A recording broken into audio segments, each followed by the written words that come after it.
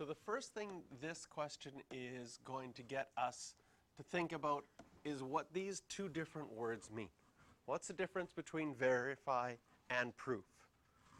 So we'll verify and prove them. Proving we've done already. That's where we set things up with the line and work on the left side and the right side.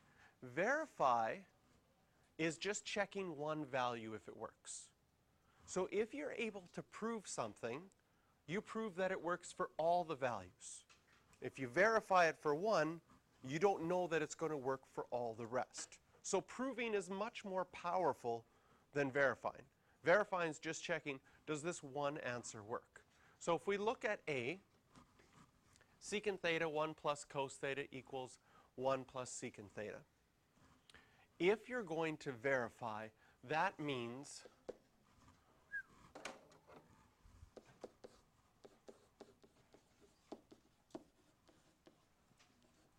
you're going to plug in 30 degrees for theta. You're still going to separate your left side and your right side with a line. And now we have secant of 30 degrees times by 1 plus cos of 30 degrees. And on the other side of our equation, we have 1 plus secant of 30 degrees. This is a non-calculator. We know 30 degrees is on our pi plate. Secant is 1 over cos. Notice the angle stays the same. And cos of 30 degrees is root 3 over 2.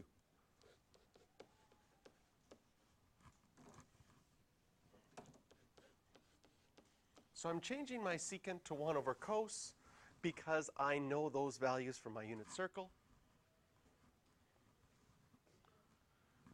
And now I can plug in, this will be 1 over root 3 over 2 times 1 plus root 3 over 2, and this will be 1 over.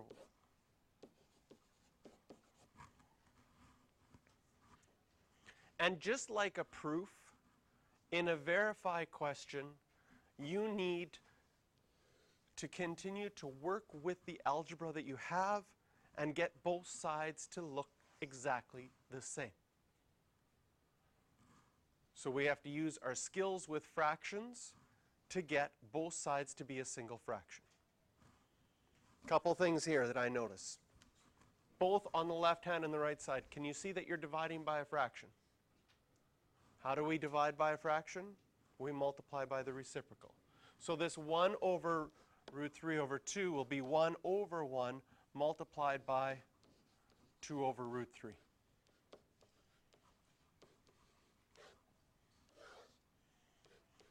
And same thing here, I'll multiply by the reciprocal.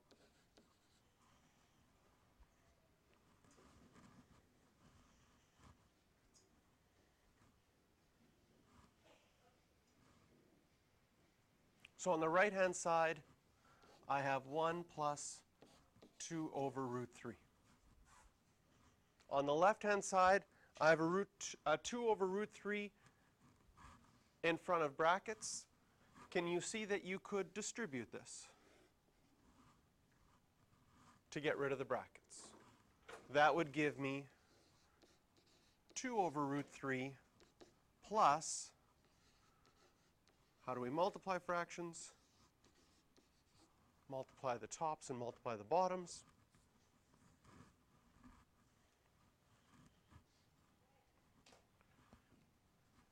I can simplify that.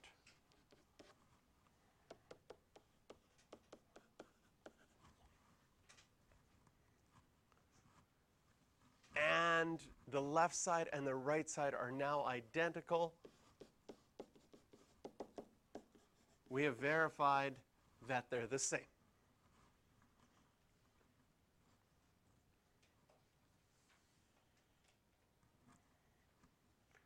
Now we're going to look at the same question and prove it. So in a proof,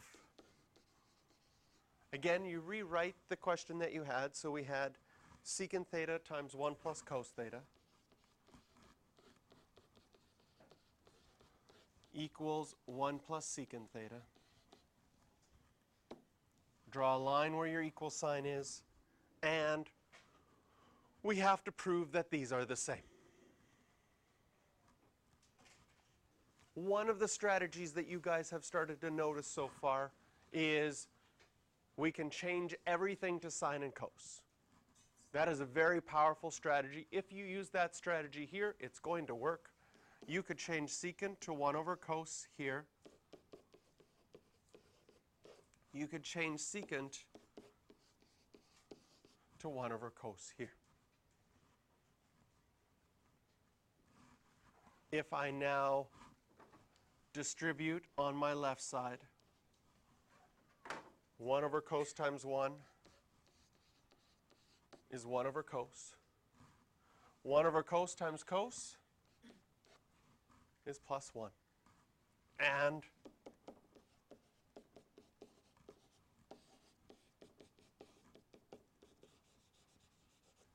we've proven it. What the proof does is it says it works for 30 degrees, it works for 40 degrees, it works for 50 degrees, it works for pi over 11, pi over 52, every single angle it works for. The proof is way more powerful than the verification, because the verification just tells us 30 degrees works. It doesn't tell us it always works. For example, is adding the same as multiplying? Would you agree? Adding and multiplying, same thing. Yes or no? No, don't agree. But I could verify, hey look, 2 plus 2 is 4. What's 2 times 2? Oh, they're the same. That works for one time. Does it work for all of them? No, we know that. So verifying only shows you it works one time. So I just verified that adding and multiplying was the same for 2. That works. Okay? Also works for, well, it doesn't work for 1. It works for 0. So you're like, oh, I tried 2, it works. I tried 0, it works. Must work for all of them. If you can find 2 that work, it must work for all of them. But it doesn't. But when we do a proof, we show that it works for all of them. So the proof is more powerful. If we look at our work, if we look at everything we've done so far, there's a lot more work to do the verification. We had a lot of fraction stuff to do. The proof was actually quite short. So it's important to know what verification is, because sometimes on the final exam they get you to verify. You still have to set up your left side and your right side and plug in your angle. But a proof is much more powerful. Okay, so for part B, we're just going to prove. I'm actually going to hand out scrap paper to you guys, because this is a unit that every time you get a proof, here, take some and start passing here. Every time you get a proof, you've got to try it on your own. In fact, there's often more than one way to do a proof. And you have to try something. You don't necessarily know the right way to do it right from the beginning. So this one is 1 minus tan theta equals, we're going to skip the verification.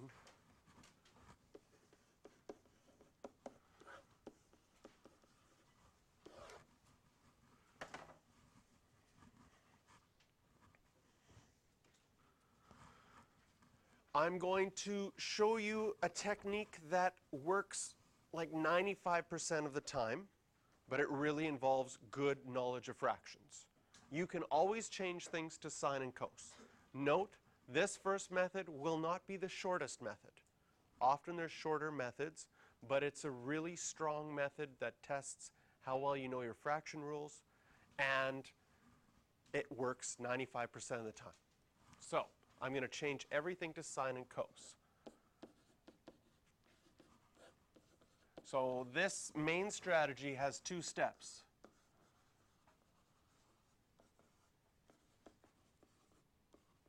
Change to sine theta and cos theta.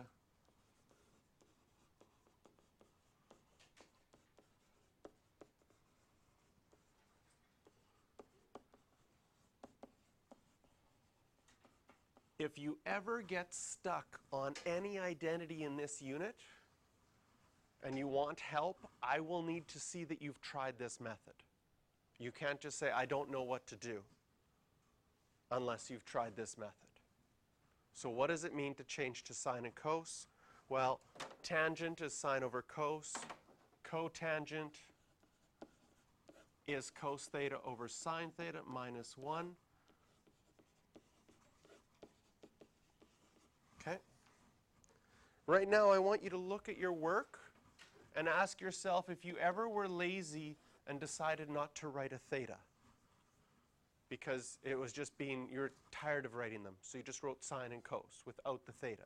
If you do that once on an exam, they take an E3. So you'll make sure you're always writing your theta. Choose a letter in your own name and omit it and see if your name sounds the same. The theta is important. Okay, so change to sine and cos. Step 1 is done. Step 2, write both sides as a single fraction. How do I subtract fractions? I would need a common denominator. So I'm going to multiply the 1 by cos theta over cos theta. Again, if you write cos without the theta, they take off an E3. That would make a common denominator here, and I would get cos theta minus sine theta all over cos theta. I've succeeded in getting the left-hand side of my equation to be a single fraction. On my right-hand side of the equation, I'm dividing by fractions. What I'm going to want to do is get a single fraction in my numerator, a single fraction in my denominator, and then a fraction divided by a fraction is like multiplying by the reciprocal. So I'm going to multiply this 1 by sine theta over sine theta to get a common denominator. On the top, I would have cos theta minus sine theta all over sine theta. There's my main divide line. With cos theta over sine theta, I can now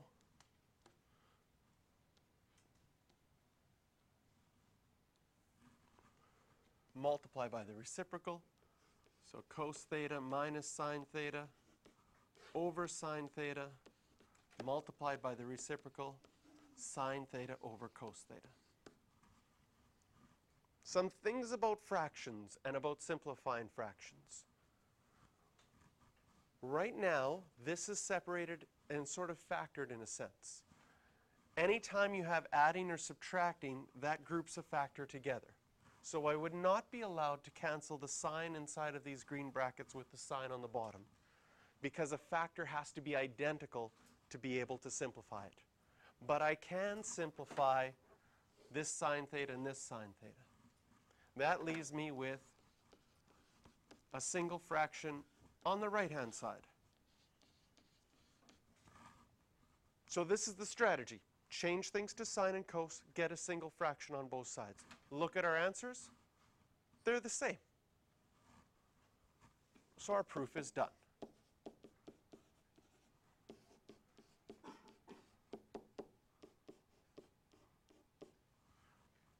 Mastering this strategy will get you through, like I said, 90% of your identities. You'll be done mastering this strategy. Okay? Now, that doesn't mean that this is the fastest strategy. There's some other things we can look at. So for example, in this one, when you are trying to solve it, another strategy you might look at is saying, hey, this side's in tan, this side's in cotan. Why don't I change everything to tangent? Or, 1 over tangent minus 1 all over 1 over tangent. Again, I would like to get a single fraction. Anytime you have fractions inside of fractions, try to get a single fraction. So I'm going to subtract the tops by getting a common denominator. That gives me 1 minus tan theta all over tan theta divided by 1 over tan theta. Fraction divided by a fraction. Multiply by the reciprocal. Again, this will get grouped together.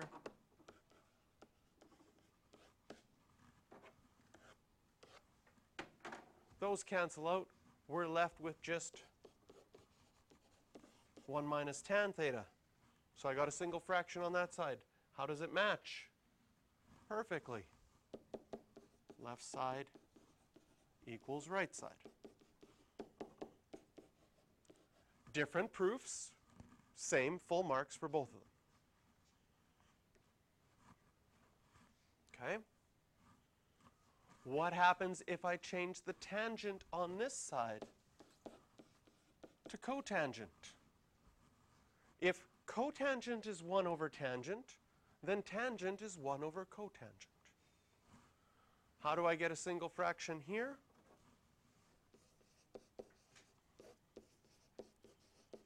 I'd have to multiply by cotangent over cotangent to get a common denominator. Ooh, this one looks even nicer than the last proof. We're done.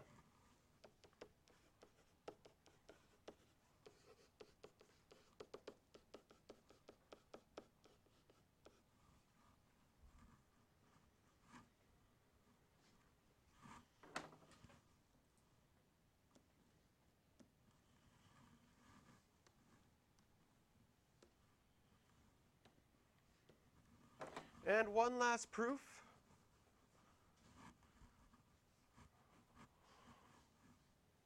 You guys know how to add fractions, right? Right? If you had x over 2 plus 1 over 2, if you have a common denominator, then the answer would be x plus 1 all over 2, right? You add the tops and keep the denominator the same. Right? You've been adding fractions for a long time. You know the rules. Do you know how to unadd fractions? If we just added fractions, could you work backwards and unadd them? In other words, if I gave you this, could you write this? Does that make sense? Going backwards, if I have x plus 1 over 2 and I go backwards, I could write that. Yes? What happens if I unadd on the right-hand side? Would you say that before these were added or subtracted, you could have had cotangent over cotangent minus 1 over cotangent? Would that be unadding or unsubtracting? What's cotangent over cotangent? 1. What's 1 over cotangent? Tangent. Oh, we're done. Okay? Unadding, good strategy. Okay? You're so used to working in one direction, though, that the thought of undoing something is probably pretty hard. But this is a very quick way to do this proof. So for a lot of your proofs, there's some quick ways out there, and there's long ways out there. But both of them develop your skills, okay? At this point, for me, the most important thing you need to be able to do is method 1. Can you do method 1 for this question? Because you're going to need method 1 later on for a lot of proofs. If you can start to see some shortcuts, like I would be very happy later on if you went, oh, tangent and cotangent, I can either change everything to tangent or I can change everything to cotangent. That might make things easier. Perfect. Yes, it does. Makes your proof shorter. And then, after you've proven it one way, you might say, is there a way I could think about this that would make it even easier, even shorter? Because then you're really developing your thoughts on how this works. Okay. I do have some questions for this one, but we are going to do example 2 right away. So 3, 5, 6, and 7i, I think 7i is verify, and I'm like, you know what? Maybe you want to verify 1 to test yourself with the numbers. but for the most part, the proving is more important.